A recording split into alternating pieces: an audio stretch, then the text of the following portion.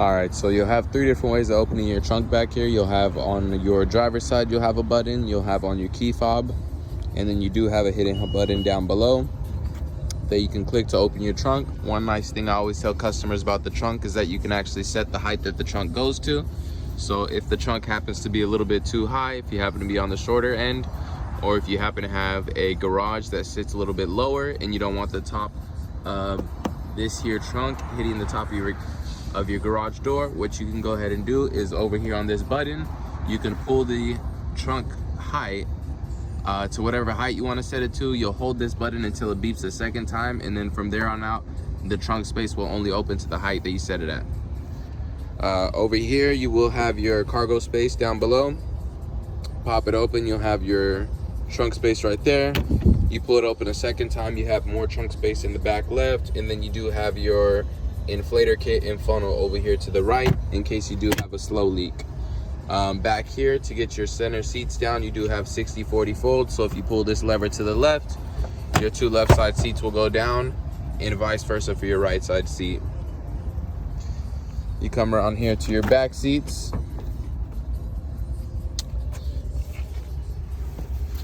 On top of opening the dropping down the seats from the latches back there, you also do have two latches on either side of the shoulders right here that you can pull to also pull down the seats from the inside. Back here, you do have Lightning USB-C ports and also your AC units. Now coming around to the driver's side, we'll go ahead and fire up the vehicle and go over some more features with you.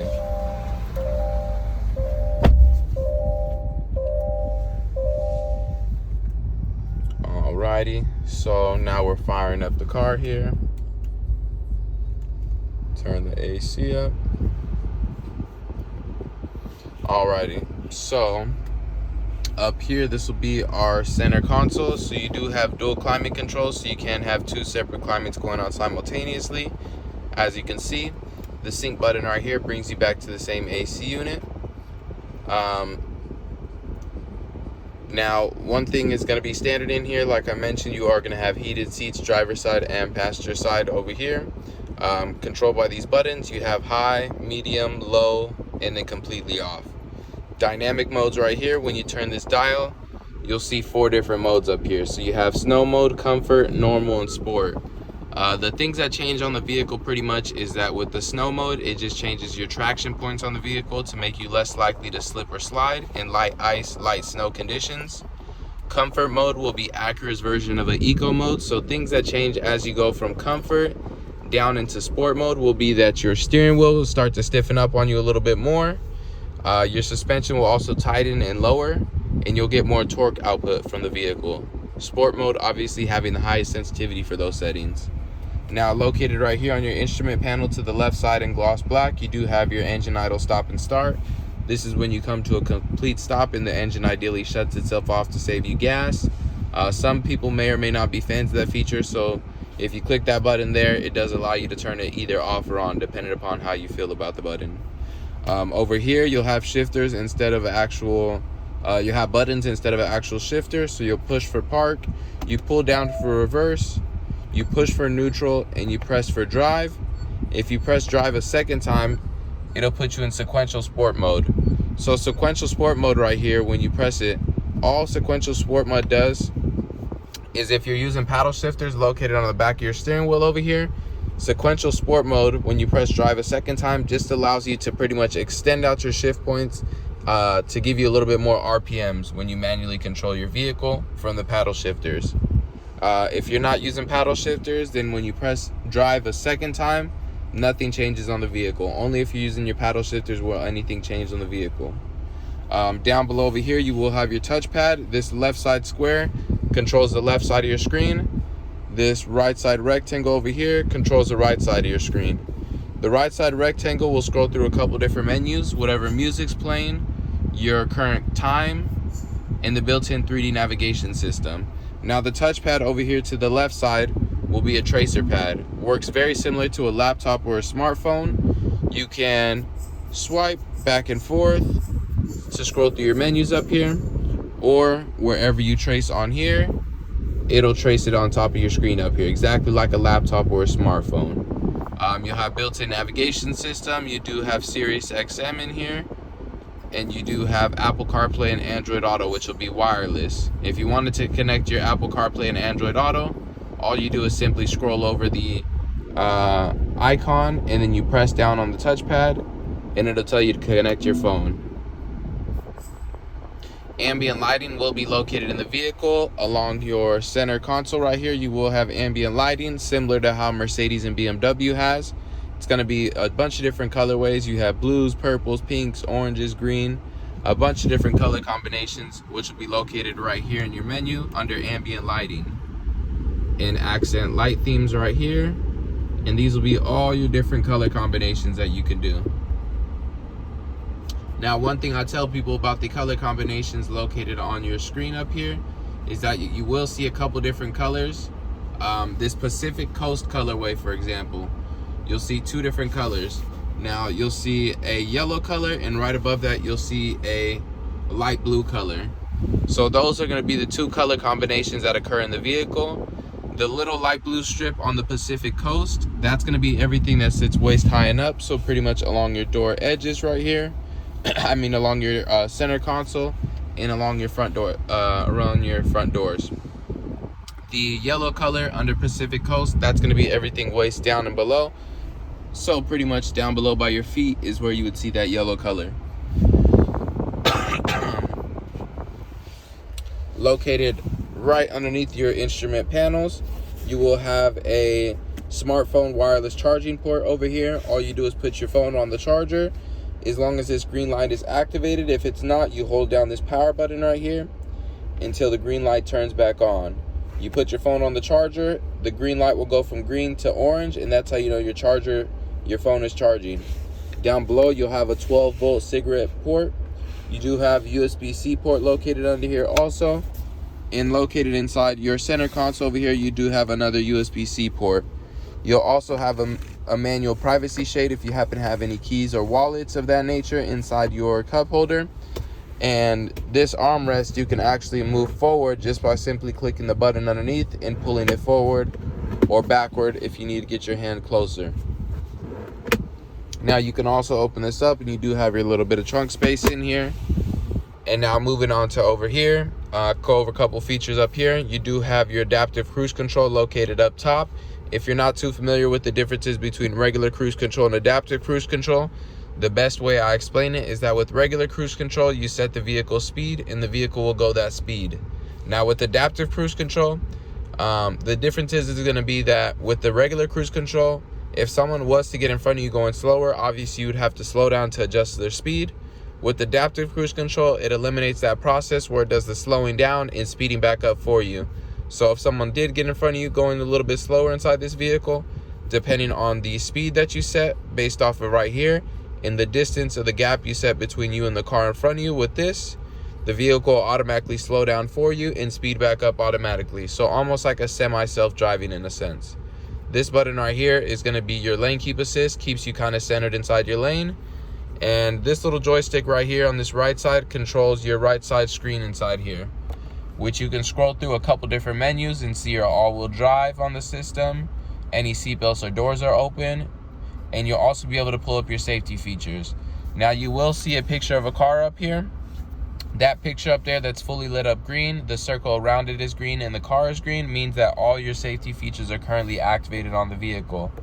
Now let's say you turned off a feature, for example. Now you'll notice that the circle around the green car is now gray and it's no longer green.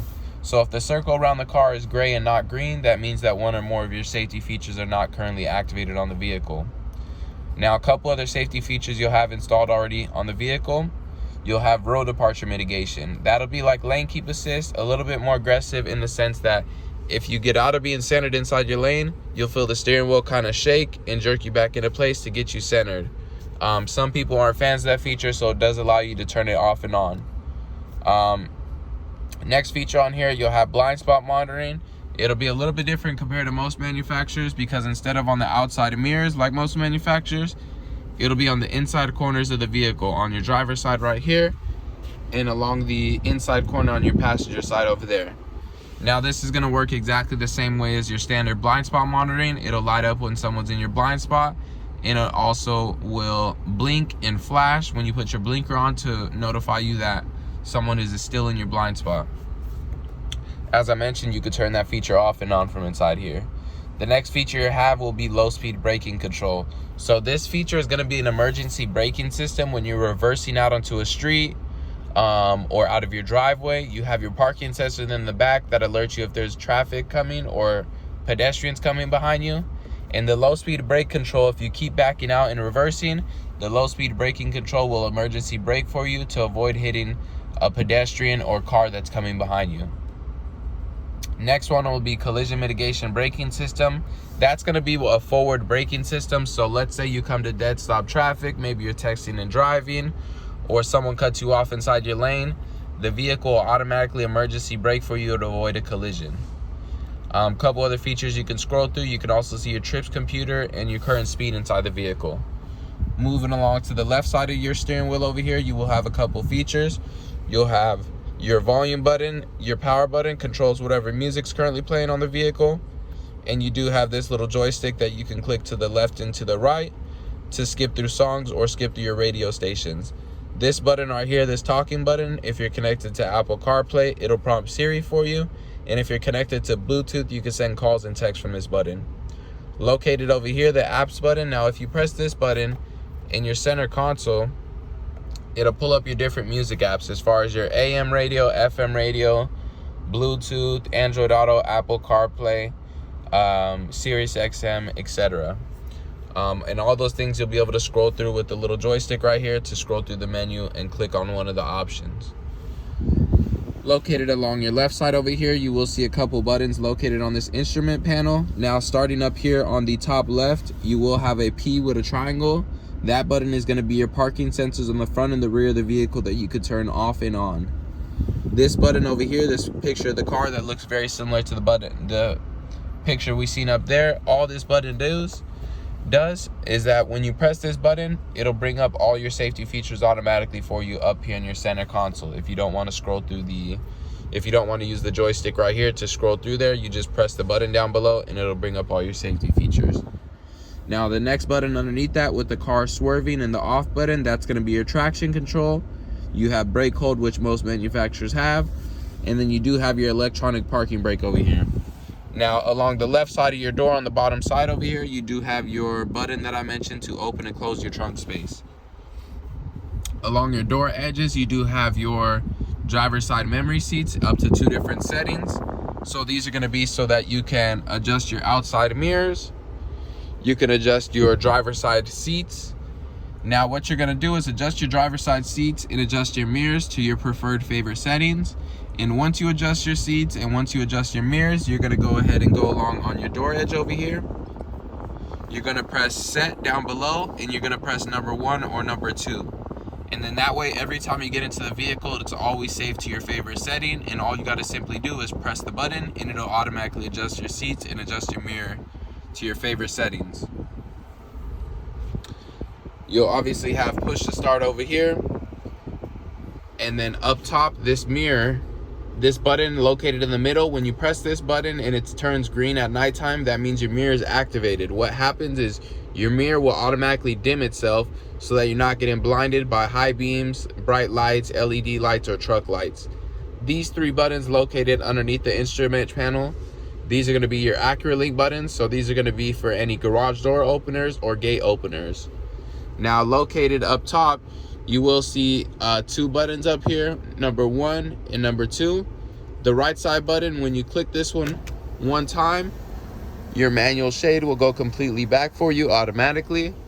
And now the left side button right here controls the glass. When you pop this one time, it'll bring your glass about 85% of the way back, about right there. And if you press the button one more time, it'll bring the glass completely back for you. And you do have this nice little manual bug/wind catcher up here, and vice versa to bring the glass forward and also bring the shade forward. All you do is simply press the buttons forward for yourself.